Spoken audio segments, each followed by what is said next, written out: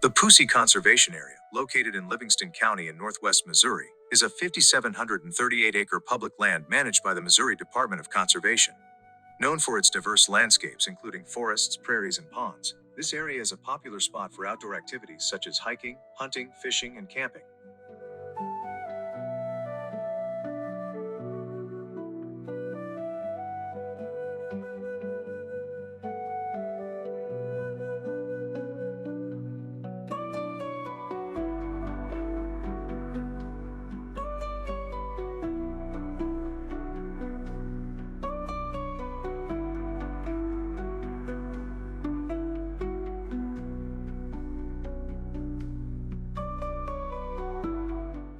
Releasing chickens in any natural habitat in northwest Missouri might happen for various reasons, though it's not typically recommended. Why someone might release chickens. Someone might release chickens believing they can survive in the wild. This is often a result of people being unable to care for their poultry anymore. In some traditions, releasing animals is seen as a symbolic act of mercy or good fortune. While uncommon for chickens, some may think releasing them could help with pest control or add to biodiversity. This is misguided, as chickens are domesticated and not suited for such roles in the wild. Chickens released in the wild might forage for food such as seeds, insects, or plants, which could give them a temporary chance at survival. There might be a romanticized idea of chickens living freely and contributing to the ecosystem, though this is often impractical and harmful to the chickens.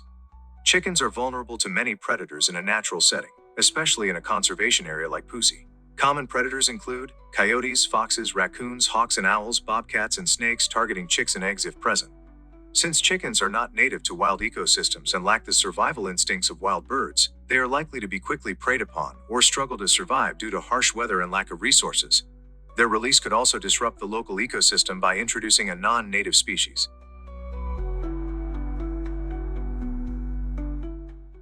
Hornets are generally black and white or brown, red, and dark yellow, with a thin waist between the thorax and abdomen. Unlike other members of the wasp family, the section of the abdomen closest to the thorax is more rounded, and part of the head behind the eyes is larger. They are flying insects with wings, antennae, and 6 legs. Hornets are the largest of the wasp family. They range from 1 to 1/2 inches long. Hornets are social insects that form new colonies every year. A single mated queen starts her new colony in the spring. Hornets construct their nests from saliva and chewed up wood. Nests are typically built in shady spots that are protected from the elements such as trees, bushes, buildings, inside walls, and attics. The typical nest consists of hexagonal combs, an outer covering, and a single entrance. By the end of summer, the nest can be the size of a basketball. Hornets are very aggressive and will sting if they feel threatened or their nests are threatened.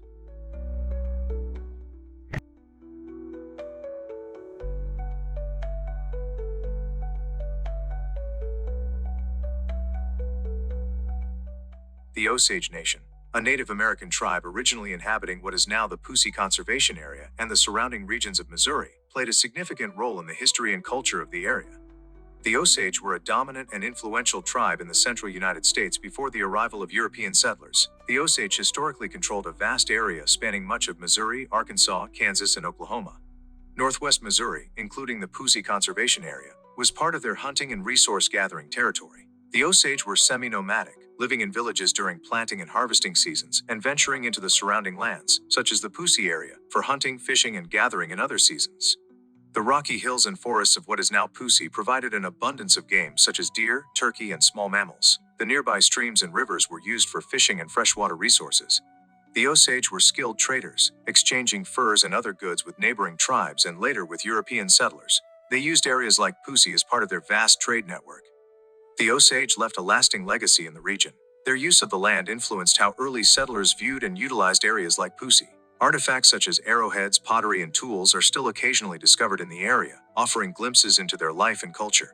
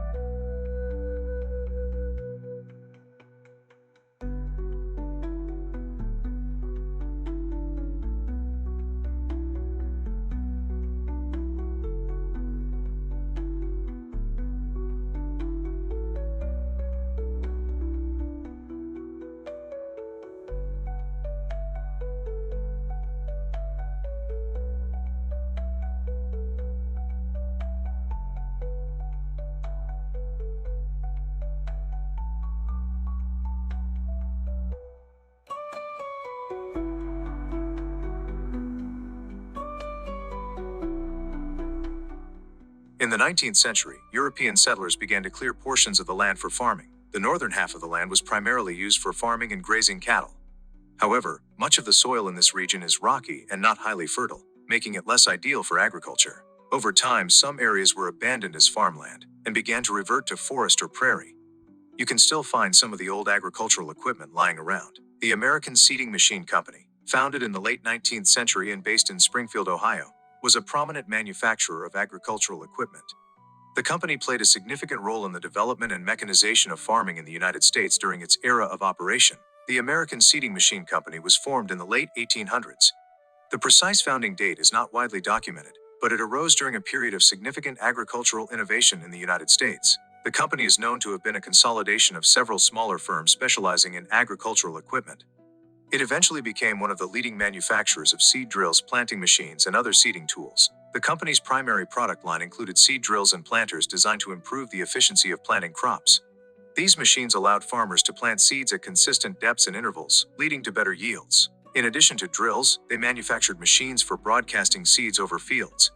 Other tools included small farm implements and equipment for grain and seed handling. In the early 20th century, the American Seeding Machine Company was absorbed into the Oliver Farm Equipment Company in 1929. Oliver was a prominent maker of plows and tractors, and later became part of the White Motor Corporation. The innovative designs of the American Seeding Machine Company influenced agricultural equipment for decades, and some of their products became the foundation for newer machinery. The company's base in Springfield, Ohio, positioned it in a key industrial hub of the Midwest during the rise of American agriculture. Springfield was home to numerous manufacturing firms during the late 19th and early 20th centuries, making it a center for innovation. Much of the land was acquired by the Missouri Department of Conservation in the mid-20th century. Some parcels may have been donated by private landowners who wished to see the land preserved for conservation and public use.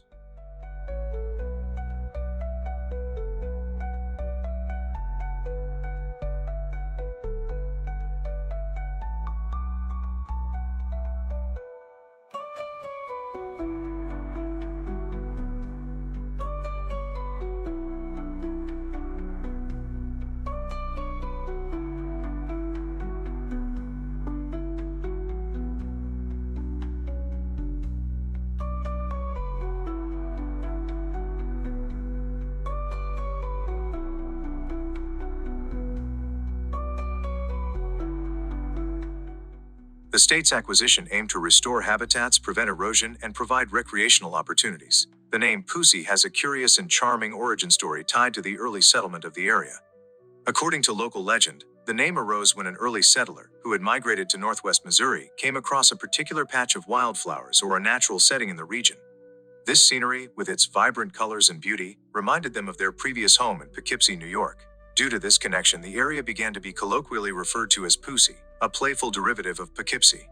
While the exact details of who the settler was and what specific flowers or features inspired the name are not well documented, the story reflects the common practice of settlers naming places based on nostalgic ties to their origins. Over time, the name Poosey stuck and became associated with the broader region, eventually lending its name to the Poosey Conservation Area. This origin story gives the area a unique cultural touchstone, blending the beauty of northwest Missouri with a connection to another part of the country.